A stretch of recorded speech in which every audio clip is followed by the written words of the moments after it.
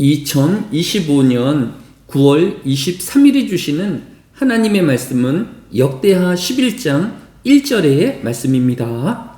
르호보암이 예루살렘에 이르러 유다와 베냐민 족속을 모으니 택한 용사가 18만 명이라. 이스라엘과 싸워 나라를 회복하여 르호보암에게 돌리려 하더니. 아멘.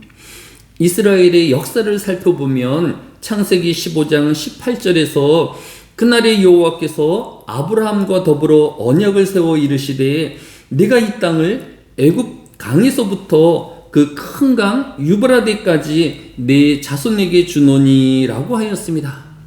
하나님은 이방 나라인 갈대아 우르에 사는 아브라함을 가나안 땅으로 부르시고 언약의 족장으로 세우신 것입니다.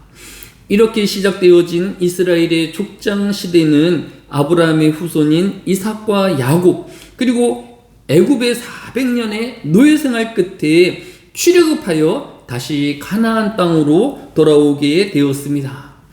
그러던 중 이스라엘은 하나님을 잊어버리고 우상 숭배를 일삼다가 메소포타미아 왕 구산 리사다임에게 정복당하여 8년 동안의 식민지 생활을 할 수밖에 없었습니다. 이때 하나님은 이스라엘 최초의 사사인 온니엘을 보내셔서 이스라엘을 구원하여 주신 것입니다. 그리고 마침내 이스라엘의 최초의 왕인 사울 왕과 다윗 왕 그리고 솔로몬 왕으로 이어지는 황금기를 맞이할 수 있었습니다. 그런데 솔로몬 왕이 우상 숭배와 하나님의 말씀대로 행하지 않으므로 이스라엘은 북이스라엘과 남유다로 나누어지게 된 것입니다. 이제 이스라엘은 여로보암을 왕으로 세운 북이스라엘과 솔로몬 왕의 아들 르호보암이 왕인 남유다로 나누어지게 된 것입니다. 이때 남유다의 르호보암 왕은 배신한 북이스라엘을 응징하기 위하여 용사 18만 명을 모으고 전쟁을 벌이려 준비하였습니다. 이러한 전쟁은 남북으로 나누어진 이스라엘의 통일하는 명분이 있었고 또 배신자에 대한 응징이라는 정의 실현이다라고 말할 수 있을 것입니다. 오늘날 세상에서 일어나는 모든 전쟁도 저마다의 명분과 또 정의 실현이라는 이유를 들 수 있을 것입니다.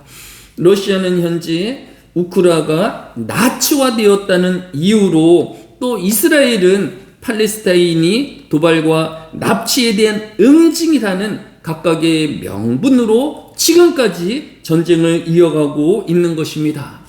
그런데 하나님은 오늘 본문인 역대하 10장 2절에서 여호와의 말씀이 하나님의 사람 스마야에게 임하여 이르시되 라고 하였습니다. 하나님은 선지자 스마야를 남유다의 르호보암 왕에게 보내어 전쟁을 일으키지 말 것을 명령하였던 것입니다. 또 성도는 나라는 각각 생각하는 명분과 이유로 이웃과 다툼이 있거나 이웃 나라와 전쟁을 일으켜야 할 때도 있을 것입니다. 그러나 잊지 말아야 할 것은 아무리 명분이 있고 분명한 이유가 있다 하더라도 하나님이 막으시면 그 전쟁은 그쳐야 하고 이웃에 대한 분노도 가라앉혀야만 하는 것입니다. 왜냐하면 시편 19편 1절에서 하늘이 하나님의 영광을 선포하고 궁창이 그의 손으로 하신 일을 나타내는 도다라고 하였기 때문입니다. 성도는 내 감정과 내 계획대로 이 세상을 살아가는 존재가 아니라 하나님의 섭리와 하나님의 영광을 위하여 살아가도록 지음받은 존재이기 때문입니다.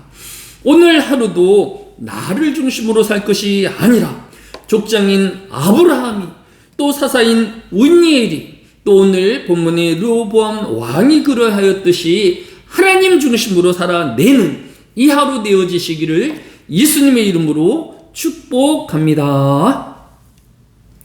사랑이 많으신 아버지 하나님, 새날을 우리에게 주셨습니다. 이 한날이 우리의 욕심을 이루어 나는 이 하루가 되어지지 아니하기를 원합니다. 이 하루가 이웃을 향하여 우리 분노를 드러내며 내 생각과 내 경험으로 살아내는 이 하루가 되어지지를 원하지 아니합니다.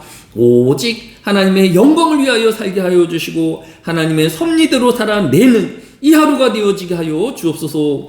이 하루에도 하나님 중심으로 살아갈 모든 하늘교회 성도들의 삶을 보호하여 주시고 복을 주시며 통행하여 주시는 그 하나님과 함께하여 주옵소서. 감사를 드리오며 예수님의 이름으로 기도드렸사옵나이다. 아멘.